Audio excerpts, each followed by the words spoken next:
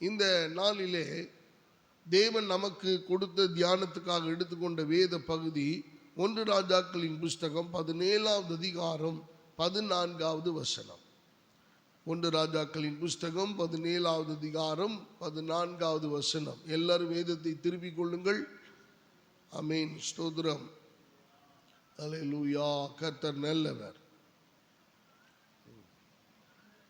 கர்த்தர் தேசத்தின் மேல் மழையை கட்டளையிடும் நாள் மட்டும் பானையின் மா செலவழிந்து போவதும் இல்லை, கலசத்தின் எண்ணெய் குறைந்து போவதும் இல்லை. அல்லேலூயா. அன்பானவர்களே, இந்த காலை வேளையிலே இந்த சம்பவத்தை நான் உங்களுக்கு நினைவுபடுத்த வாஞ்சிக்கிறேன். நமக்கு பரிச்சயமான ஒன்று. கேரி தாற்றண்டையிலே தண்ணீர் தீர்ந்து விட்டது, காகங்கள் ஆகாரம் கொண்டு வர மறந்து போனது.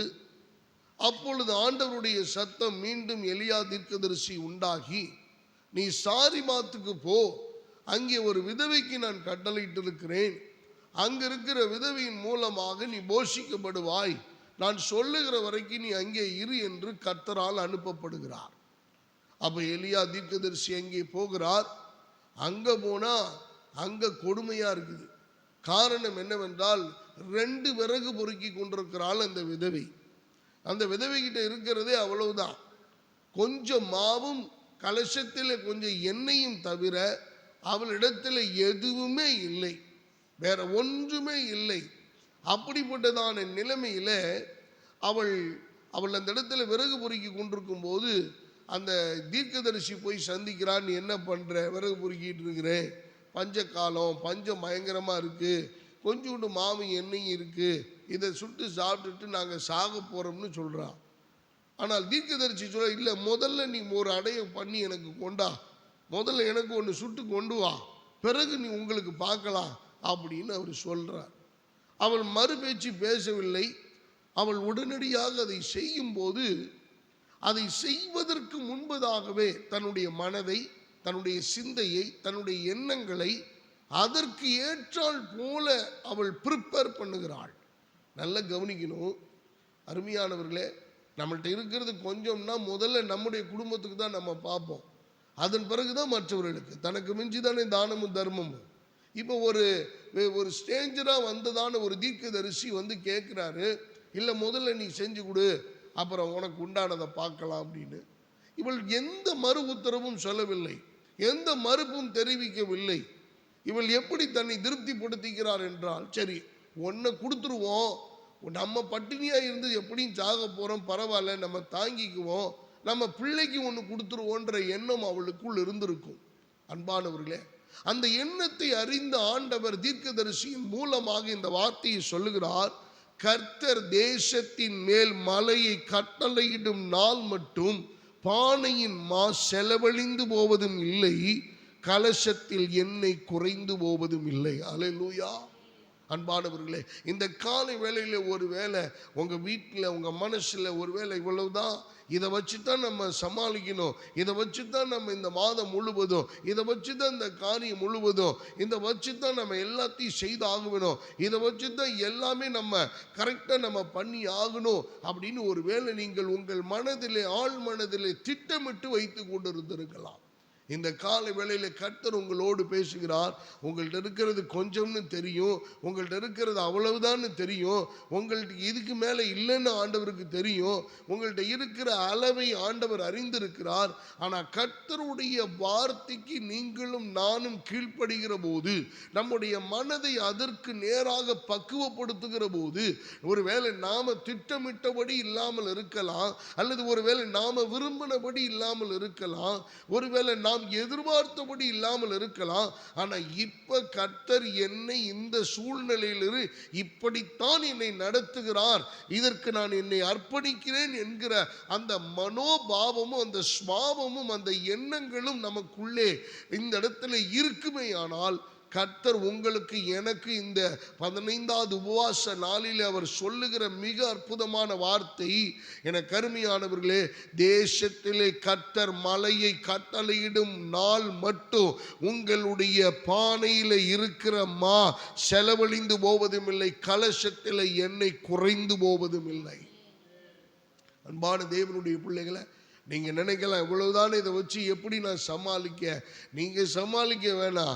இந்த பஞ்ச கால தீரு மட்டும், ஆண்டவர் குறிக்கப்பட்ட இந்த நாள் வரைக்கும், ஆண்டவர் இந்த தேசத்திலே மழையை பெய்ய பண்ணும் வரைக்கும் உங்க வீட்டில் பஞ்சம் இல்லை, உங்க வீட்டில் வறுமை இல்லை, உங்க வீட்டில் கஷ்டம் இல்லை, உங்க வீட்டில் எந்த விதமான நஷ்டமும் இல்லை, உங்க வீட்டில் எந்த இழப்பும் இல்லை, உங்க வீட்டில் எந்த விதமான வறட்சியும் வறண்ட நிலையும் தாண்டவம் ஆடுவதற்கு வாய்ப்பில்லை. காரணம் என்ன தெரியுமா?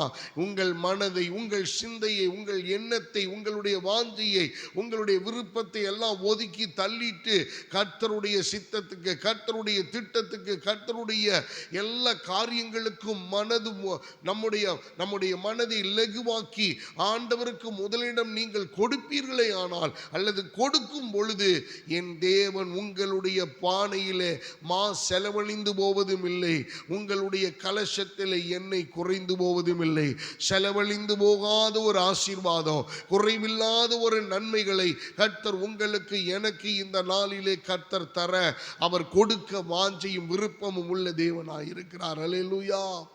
அன்பான கர்த்தருடைய பிள்ளைகளை, ஆண்டவராய் இயேசு கிறிஸ்து ஊழியம் செய்த நாட்களில் ஒரு சின்ன பையன்கிட்ட வாங்கி கொண்டு வருகிறார்கள்.